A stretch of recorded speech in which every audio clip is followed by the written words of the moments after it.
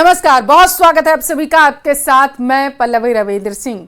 PM Modi America के 3 दिवसीय दौरे पर है। बीती रात को अमेरिका पहुंचने पर पीएम मोदी का शानदार तरीके से स्वागत किया गया। इसके बाद पीएम मोदी ने अमेरिका के राष्ट्रपति जो बाइडेन से द्विपक्षीय बातचीत की। इस दौरान खुद जो बाइडेन ने पीएम मोदी को गले लगाकर उनका वेलकम किया। रात करीब 1:30 बजे के आसपास पीएम क्वाड समिट में शामिल हुए, जहां पीएम मोदी ने दुनिया को संदेश देते हुए कहा कि भारत किसी के खिलाफ नहीं बल्कि शांति समाधान का पक्षधर है। तो आपको बताते चलें कि पीएम मोदी ने वहां पर लोगों को संबोधित किया और संबोधित करते हुए कहा कि भारत जो है वो किसी के भी खिलाफ कार्य नहीं कर रहा है, बल्कि भारत ये चाहता है कि दुनिया में शांति व्याप्त हो जाए। इसी वजह से वो लगातार शांति समाधान की बातचीत करता रहता है। क्वाड समिट के लिए पहुंचे पीएम मोदी का अमेरिका के राष्ट्रपति जो बाइडेन ने वेलकम किया। इसके बाद क्वाड लीडर्स की ग्रुप फोटो हुई। बड़ी बात यह है कि मीटिंग से पहले पीएम मोदी और जो बाइडेन एक बार फिर से गले मिले। क्वाड की बैठक में बाइडेन ने कहा है कि हम लोकतांत्रिक देश हैं जो जानते हैं कि काम आखिर कैसे पूरा किया जाएगा। बाइडेन ने कहा है कि उन्होंने अपने कार्यकाल की शुरुआत में ही क्वाड को ज्यादा प्रभावशाली बनाने के लिए लीडर्स से संपर्क किया। आज शाम 4 साल बाद उन्होंने कहा है कि क्वाड लीडर्स रणनीतिक तौर पर पहले से कहीं ज्यादा एकजुट हो गए हैं। बाइडेन ने घोषणा करते हुए बताया है कि क्वाड देशों के कोस्ट गार्ड के बीच सहयोग किया जाएगा। साथ ही क्वाड की तरफ से दी जाने वाली फेलोशिप में साउथ ईस्ट एशियाई देशों के छात्रों को भी शामिल किया जाएगा।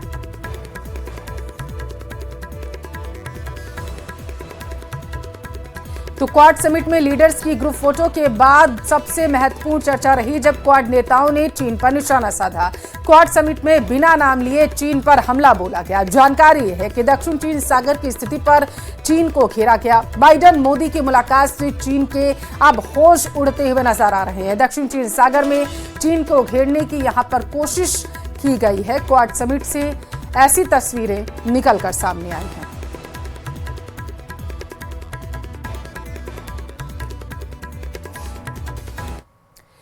और सबसे महत्वपूर्ण यह रहा है कि क्वाड समिट के दौरान पीएम मोदी की जमकर सराहना की गई। हिंद महासागर में भूमिका के लिए पीएम मोदी की तारीफ की गई है। जापान ने voice of global south summit का समर्थन किया है। बैठक में जापान ने इसका समर्थन किया। हिंद महासागर में प्रमुख शक्ति है भारत। ऑस्ट्रेलिया ने भी ये बात कही है, देश की तारीफ, हमारे देश की तारीफ, भारत की तारीफ करते हुए ऑस्ट्रेलिया ने कहा कि हिंद महासागर में प्रमुख शक्ति के रूप में भारत उभर कर सामने आ रहा है। तो वहीं दूसरी तरफ जापान ने voice of global south summit का समर्थन किया है।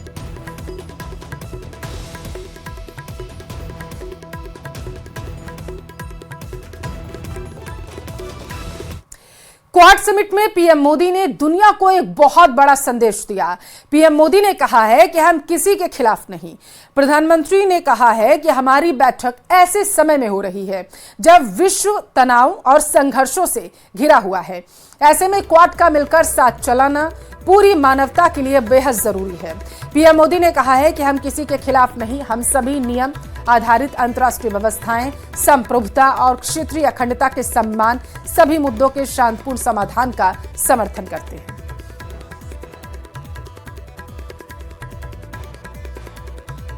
एक ऐसे समय हो रही है जब विश्व तनावों और संघर्षों से घिरा हुआ है। ऐसे में साझा डेमोक्रेटिक वैल्यूज के आधार पर क्वाड का मिलकर साथ चलना पूरी मानवता के लिए बहुत ही महत्वपूर्ण है। हम किसी के खिलाफ नहीं हैं।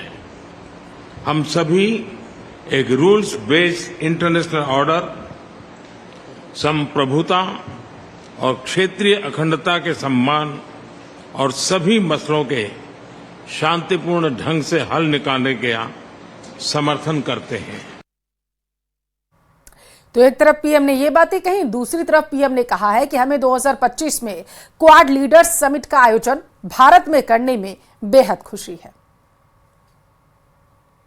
2025 में क्वाड लीडर्स समिट का आयोजन भारत में करने में हमें खुशी होगी। बहुत बहुत धन्यवाद। 2025 में क्वाड लीडर्स समिट का आयोजन भारत में करने में हमें खुशी होगी। बहुत बहुत धन्यवाद। वहीं दूसरी तरफ अमेरिका यात्रा के दौरान पीएम मोदी ने जापान के प्रधानमंत्री फूमियो किशिदा और ऑस्ट्रेलिया के प्रधानमंत्री एंथनी अल्बनीज के साथ द्विपक्षीय बैठक की। इस दौरान दोनों देशों के साथ कई अहम मुद्दों पर चर्चा की गई। क्वाड देशों के लीडर्स ने पीएम मोदी की जमकर तारीफ की। जापान के पीएम किशिदा ने पीएम मोदी की तारीफ की। कहा, voice of global south summit के आयोजन के लिए पीएम मोदी के पहल का समर्थन करता हूं। वहीं ऑस्ट्रेलिया के प्रधानमंत्री ने भी पीएम मोदी की तारीफ की। ऑस्ट्रेलिया के पीएम एंथनी अल्बनीज ने कहा है कि हिंद महासागर में पीएम मोदी के नेतृत्व भारत एक बड़ी भूमिका निभाता हुआ नजर आ रहा है।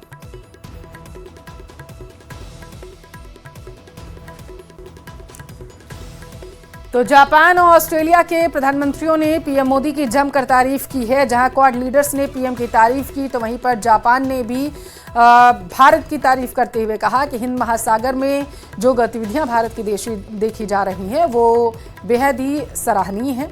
वहीं आपकी जानकारी के लिए आपको बताते चलें कि लगातार वहां पर पीएम विदेश दौरे पर जब गए हुए क्वाड में शामिल होने के लिए, तो वहां पर पीएम मोदी की जमकर तारीफ की जा रही है। जहां ऑस्ट्रेलिया और जापान ने तारीफ की, अन्य देशों ने भी पीएम मोदी की कार्य की तारीफ की। अमेरिका के दौरे पर पीएम मोदी हैं। न्यूयॉर्क में पीएम मोदी का शानदार तरीके से इस दौरान स्वागत किया गया। भारतीय समुदाय के कार्यक्रम में पीएम मोदी शामिल होंगे, ऐसी जानकारी सामने निकल कर आ पा रही है। बताया जा रहा है कि रात लगभग 9 बजे के आसपास न्यू जर्सी में एक मेगा शो का आयोजन किया गया है और पीएम मोदी इसमें शिरकत करते हुए नजर आएंगे। तो ये बड़ी खबर आपके टेलीविजन स्क्रीन पर है। अमेरिका के दौरे पर इस वक्त देश के प्रधानमंत्री नरेंद्र मोदी हैं और बताया जा रहा है कि भारतीय समुदाय के एक कार्यक्रम का आयोजन किया गया है वहां पर, जिसमें पीएम मोदी शिरकत करेंगे। रात 9 बजे के आसपास का वो समय होगा जब न्यू जर्सी में जो कार्यक्रम आयोजित किया गया है, इसमें पीएम मोदी नजर आएंगे।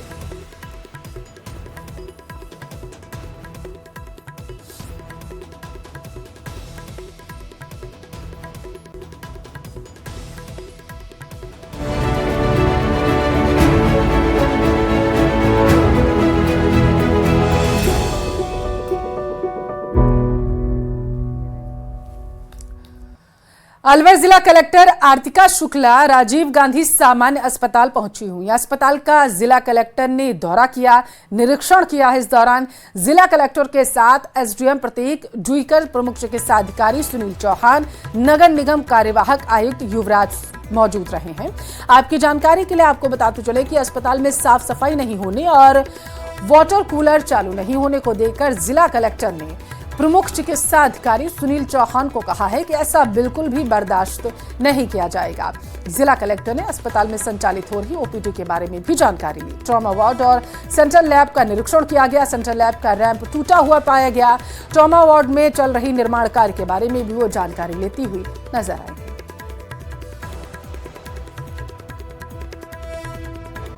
हरियाणा में चुनावी महासमर में हर पार्टी खुद को दूसरे से बेहतर बताने की कोशिश कर रही है और इस बीच कांग्रेस के संकल्प पत्र से जुड़े एक दावे को लेकर बीजेपी इलेक्शन कमीशन के ऑफिस तक पहुंच गई।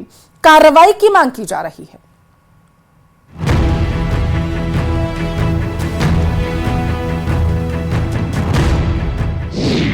हरियाणा में चुनावी सीजन में सियासी दिग्गजों ने दावों का पिटारा खोल दिया है। कोई महिला कार्ड तो कोई किसान की गारंटी वाली योजना के सहारे हुकूमत का ताज पहनने के सपने देख रहा है। लेकिन इन चुनावी दावों और सियासी पैंतरों के बीच एक ऐसा दाव भी है जो इस वक्त हरियाणा में हर किसी की जबान पर है, और वो है गरीब परिवार को 100 गज का प्लॉट, जिसे साकार करने का सपना दिखा रही है कांग्रेस। लेकिन चुनावी इस महासमर में इस योजना पर सियासी तीर भी अब चलने शुरू हो गए हैं। दरअसल महेंद्रगढ़ विधानसभा के गांव नावा में कांग्रेस कार्यकर्ताओं ने हरियाणा कांग्रेस के संकल्प के नाम से बीपीएल परिवारों को 100 गज का मुफ्त प्लॉट और 3.5 लाख की लागत से 2 कमरे का मकान देने की पर्चियां बांट दी, जिस पर बीजेपी तिलमिला उठी और अपनी शिकायत के साथ इलेक्शन कमीशन के दफ्तर पहुँच गयी।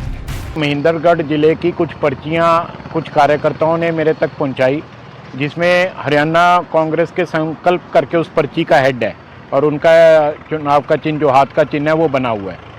उस पे वो लोग बीपीएल परिवारों को जो 100 गज के मुफ्त प्लाट हैं 3.5 लाख रुपए की लागत से, वो उसकी बात कर रहे हैं देने की।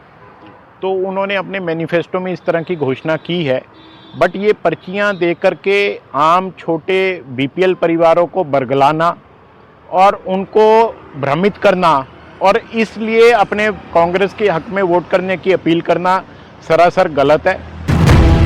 बीजेपी का आरोप है कि ऐसा करके कांग्रेस गरीब परिवारों को बरगलाने की कोशिश कर रही है, लोक लुभावने वादों से वोटों को खींचने की कोशिश कर रही है। बीजेपी के इस आरोप पर इनेलो और बीएसपी भी उसके साथ खड़ी है और चुनाव आयोग में शिकायत करने की बात कह रही है। ये लोगों को झूठ और बरगलाने का काम करते हैं। ये जो हमारे एससी के अंदर इनको ये लुभाने का काम कर रहे हैं, पर सब समझे हुए हैं। इन्होंने एससी के लिए क्या किया था, यही कांग्रेस पार्टी थी कि जिस दिन बहुत बड़ा मिर्चपुर का कांड हुआ था, उस कांड के अंदर हुड्डा जी की सरकार थी, इन्होंने एफआईआर दर्ज नहीं होने दी थी और आखिर में बहन मायावती जी को आना पड़ा था। और जब उनके खिलाफ एफआईआर दर्ज हुई थी, ये वही कांग्रेस है, उसी के वही कैंडिडेट हैं, वही सारा सिस्टम है। लोग समझे हुए हैं, इन पर्चियों से वोट मिलने वाले नहीं हैं और हम चुनाव आयोग में इसकी शिकायत करेंगे। वहीं कांग्रेस का कहना है कि बीजेपी और बाकी दलों को उनका संकल्प पत्र रास नहीं आ रहा, इसीलिए वो इसे मुद्दा बनाने में लगे हैं। पिछले 10 साल के कुशासन के समय भारतीय जनता पार्टी ने हरियाणा वासियों को और हरियाणा के गरीब और मध्यम वर्गीय परिवारों को और हरियाणा वासियों को कुछ भी नहीं दिया। कांग्रेस पार्टी ने एक संकल्प पत्र 7 वायदों के साथ हरियाणा वासियों को दिया कि अगर आप हमें सेवा का मौका देंगे तो हम ये 7 काम प्रमुखतः अपने हरियाणा के लोगों के लिए करेंगे। जो आपने मुझे बात बताई कि भारतीय जनता पार्टी 100 गज के प्लाट को मुद्दा बना रही है, किसी गरीब साथी को 100 गज का प्लाट देना अगर भारतीय जनता पार्टी को हजम नहीं होता तो ये इस बात को साफ तौर पे दर्शाता है कि भारतीय जनता पार्टी चुनाव से पहले ही अपनी हार मान चुकी है। सियासी दिग्गजों और पार्टियों की सोच से अलग जमीन पर इस योजना को लेकर लोगों में क्या रायशुमारी है, वो भी सुनिए। 6-7 दिन पहले तो क्या कह के देखे गए कि ये प्लॉट मिलेंगे जब ये सरकार आती है, पार्टी आएगी तो। आपका क्या मानना है कि मानना तो यही है, जब वादा किया है तो वादा निभाएं। मतलब ये कि चुनाव आएंगे जाएंगे, वादों का पिटारा खुलेगा, कुछ पूरे होंगे, कुछ अधूरे रह जाएंगे, लेकिन उम्मीद जो उन्हें कल भी थी आज भी है और वो ये है कि नई सरकार उनके सपनों को पंख देगी, उनके भविष्य को सुनहरा करेगी। छोटी सी उम्र में आरएस अधिकारी बनी प्रियंका बिश्नोई की मौत के बाद से बिश्नोई समाज धरना प्रदर्शन कर रहा। प्रियंका की मौत को लेकर कई तरह के सवाल उठ रहे, तो वहीं जांच के लिए कमेटी भी बना दी गई। एम्स फिर वसुंधरा हॉस्पिटल पहुंचकर पूछताछ की गई, लेकिन उनकी मौत अब भी सवालों के घेरे में है।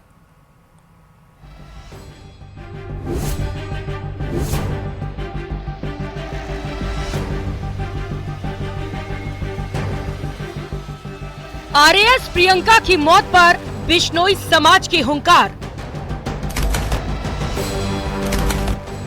अस्पताल के खिलाफ कार्रवाई पर अड़ा परिवार। लापरवाहों के खिलाफ सख्त कार्रवाई की दरकार। महज 33 साल की आरएएस अधिकारी प्रियंका बिश्नोई की मौत ने कई बड़े सवाल खड़े कर दिए हैं।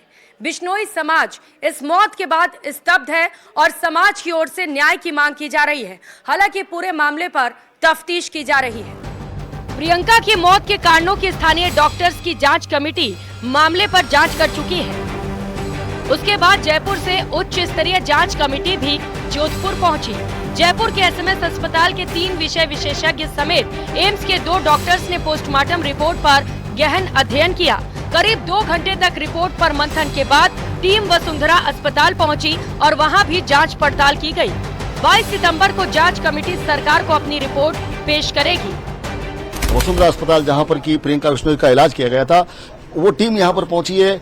डॉक्टर जो यहां के डॉक्टर्स हैं उनसे पूछताछ की जाएगी और जो ऑपरेशन थिएटर है उसका भी उसका अवलोकन किया जाएगा। और इसके साथ ही जो अगर बात करें तो एक एक चीज की बारीकी से जो यहां पे अध्ययन किया जाएगा और अध्ययन करने के बाद जो है ये एक कमेटी जो अपनी रिपोर्ट कल जो सरकार को सौंपेगी, उसके बाद ये तय होगा कि अस्पताल प्रशासन के खिलाफ एफआईआर दर्ज होगी या नहीं होगी। दूसरी तरफ बिश्नोई समाज जोधपुर के उस प्राइवेट अस्पताल पर एफआईआर दर्ज कराने की मांग पर अड़ा हुआ है जहां पर प्रियंका बिश्नोई का माइनर ऑपरेशन किया गया था। ये तस्वीर उस आरएएस अफसर प्रियंका बिश्नोई की है जिनकी मौत ने सूबे के प्रशासनिक तबके को स्तब्ध और उनसे प्रेरित होने वाले नौजवानों को सन्न कर दिया है। वैसे तो जिंदगी और मौत पर किसी का वश नहीं, लेकिन ये वो मौत है जिस पर तमाम तरह के सवाल उठाए जा रहे हैं। तो पुलिस और प्रशासन है वो एफआईआर नहीं लिख रहा है और न ही न्याय मिल रहा है। तो प्रियंका बिश्नोई को न्याय दिलाने के लिए ये जो यहाँ लोग आए हैं, ये लोग ये मांग कर रहे हैं कि ईमानदार अफसर जिन्होंने लोगों के साथ न्याय किया, आज वो खुद न्याय की भीख मांग रहे हैं, उनके परिवारजन न्याय की भीख मांग रहे हैं। तमाम मुश्किलों को चीर कर अपनी राह बनाने वाली प्रियंका बिश्नोई का इस तरह चले जाना अगर किसी को पच नहीं रहा तो इसकी बड़ी ठोस वजह है। प्रियंका एक साधारण परिवार से थी और 2016 में आरएएस परीक्षा पास कर अधिकारी बनी थी। ग्रामीण परिवेश से आने वाली प्रियंका ने अपने काम से बहुत जल्दी ही लोगों का दिल जीत लिया था। अपनी कर्तव्य निष्ठा के लिए प्रियंका को इस वर्ष 15 अगस्त को सम्मानित भी किया गया था, लेकिन ऐसा क्या हो गया जो प्रदेश को अपने इस होनहार की सेवा से वंचित होना पड़ा। मामूली तकलीफ पर प्रियंका जोधपुर के वसुंधरा हॉस्पिटल लाई गई। 5 सितंबर को डॉक्टर्स ने बिना किसी जांच के ही दिन में ऑपरेशन कर दिया। प्रियंका की तबीयत बिगड़ने पर परिजन अस्पताल लेकर पहुंचे। डॉक्टर्स ने डिस्चार्ज कर दूसरे हॉस्पिटल ले जाने को कहा, लेकिन डॉक्टर्स ने 48 घंटे तक छुट्टी नहीं दी। 7 सितंबर को परिजन प्रियंका को अहमदाबाद ले गए, जहां 10 दिन के इलाज के बाद बुधवार रात यानी कि 18 सितंबर को उनकी मौत हो गई। तो डॉक्टरों ने कोई भी प्रारंभिक जांच किए बगैर उनको कहा कि 1 दिन का समय है, 1 डे ऑपरेशन होगा, ऑपरेशन के बाद सेम डे छुट्टी हो जाएगी और उनको ओपीडी ऑपरेशन थिएटर ले गए, ऑपरेशन कर दिया। उनके बाद उनकी तबीयत ज्यादा बिगड़ी तो परिवारजनों को पता चला। परिवारजन हॉस्पिटल जाके उन्होंने पूछा कि क्या बीमारी हुई और किस वजह से आप लोगों ने ऑपरेशन किया, तो डॉक्टर कोई जवाब नहीं दे पाए। और जब उन्होंने कहा कि आपसे ठीक नहीं हो रहा है तो छुट्टी दो, हम दूसरी जगह ले जाएंगे, लेकिन 48 घंटे तक छुट्टी नहीं दी। बिश्नोई समाज के राष्ट्रीय अध्यक्ष देवेंद्र बुढ़िया ने प्रियंका की मौत की जांच सीबीआई से कराने की मांग की है। साजिश हुई है, इसमें कोई दो राय नहीं है, जिसका आज भंडाफोड़ हो गया है। बिश्नोई समाज इसको, इस बच्ची को, इस एसडीएम को, इस होनहार लाडली बिश्नोई समाज की बेटी को न्याय की मांग कर रहा है और सीबीआई जांच की मांग कर रहा है। बिश्नोई समाज का कहना है कि जब तक जांच चल रही है तब तक एफआईआर दर्ज करने में क्या हर्ज है। हम उम्मीद करते हैं कि हो सकता है आज कलेक्टर साहब वो जांच सामने लाए, और जांच अगर कलेक्टर साहब अपने स्तर से जांच करा रहे हैं तो परिजन एफआईआर दर्ज करा के जांच कराना चाहते हैं, उसमें दिक्कत क्या है। बिश्नोई समाज धरने पर बैठा है तो दूसरी ओर प्रशासनिक अधिकारी लगातार समझाइश में जुटे हैं। जांच कमेटी की रिपोर्ट में लापरवाही उजागर होने पर पुलिस आगे की कार्रवाई कर सकती है। ऐसे में सभी को जांच कमेटी की रिपोर्ट का इंतजार है। न्यूज़ 18 राजस्थान के लिए जोधपुर से चंद्रशेखर व्यास की रिपोर्ट।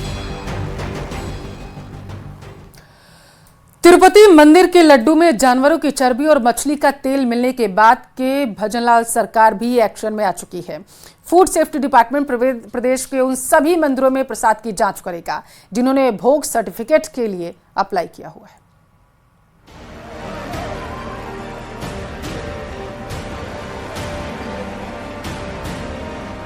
हमारी नियमावली food safety standards authority of India के तहत आती है, उसके तहत हम इस पर तिरुपति के प्रसादम में महापाप को मृत्यु दंड देना चाहिए जिन्होंने भगवान के उस पवित्र लड्डू में चर्बी जिहाद करके और हिंदुओं को धर्म भ्रष्ट करने का प्रयास किया है। इससे बड़ा पाप कुछ नहीं हो सकता है। एक्शन में भजनलाल सरकार।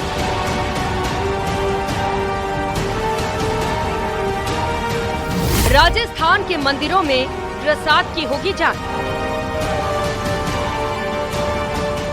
तिरुपति बालाजी के लड्डू में मिलावट को लेकर देश में खलबली मची हुई है। लड्डू बनाने में जानवरों की चर्बी के इस्तेमाल की खबर के बाद आस्था से खिलवाड़ करने पर गंभीर सवाल खड़े होने लगे हैं। इसी बीच प्रदेश की भजनलाल सरकार ने प्रसाद में मिलावट के मुद्दे को गंभीरता से लिया है। फूड सेफ्टी डिपार्टमेंट प्रदेश के सभी मंदिरों में प्रसाद चेकिंग के लिए विशेष अभियान चलाएगा। 23 से 26 सितंबर तक मंदिर में सवा मणि और नियमित रूप से दिए जाने वाले प्रसाद के नमूने लिए जाएंगे। इसमें वो सभी बड़े मंदिर और धार्मिक स्थल शामिल है जहां रोजाना प्रसाद भोग के रूप में बनाया जाता है। वहां खाद्य पदार्थों की गुणवत्ता सुनिश्चित की जाएगी। इस वक्त मैं सोडाला स्थित जो राम मंदिर है मैं वहां पर मौजूद हूं। सबसे बड़ी ये बात है कि जो खाद्य सुरक्षा विभाग है 23 से 26 सितंबर के बीच में विशेष अभियान चलाया जाएगा। जिन मंदिरों के अंदर सर्टिफिकेट नहीं है उन्हें सर्टिफिकेट जारी किए जाएंगे। साथ ही साथ में उनकी जो प्रसाद की गुणवत्ता है उसकी जांच की जाएगी, उसके जो नमूने हैं वो लिए जाएंगे। कुल मिलाकर इस पूरे मसले को लेकर कहीं ना कहीं जो भक्तों के अंदर आक्रोश है, नाराजगी है, जिस तरीके के जो तिरुपति मंदिर के अंदर इस तरीके का जो घटनाक्रम हुआ, किस तरीके का आप लोगों को लगता है? भाई साहब, ये बहुत ही दयनीय स्थिति है आज समाज की कि जो मंदिर का प्रसाद है उसमें मिलावटी हो रही है। और आज ये सिर्फ तिरुपति बालाजी की बात नहीं है, ये समाज के हर मंदिर की बात है कि वहाँ पे भी जांच होनी चाहिए। वहाँ पे भी जो प्रसाद प्रभु को अर्पण होता है या फिर प्रसाद जो होता है वो भी जांच होनी चाहिए। प्रदेश के 54 मंदिर जिन्होंने भोग सर्टिफिकेट के लिए आवेदन किए हैं उनके भी वेरिफिकेशन करवाए जाएंगे। प्रसाद की गुणवत्ता के साथ गंदगी, हाइजीन का भी निरीक्षण किया जाएगा। राजस्थान के मंदिरों के प्रसाद की होगी जांच। रोजाना लगने वाले भोग के नमूने लिए जाएंगे। 23 से 26 सितंबर तक मंदिर में महा अभियान। प्रदेश के 14 धार्मिक स्थलों के पास ही सर्टिफिकेट। 54 मंदिरों में भोग सर्टिफिकेट के लिए आवेदन किए गए। यहाँ रुकेंगे एक छोटे से ब्रेक के लिए। आप देखते रहिए प्रदेश का नंबर 1 न्यूज चैनल।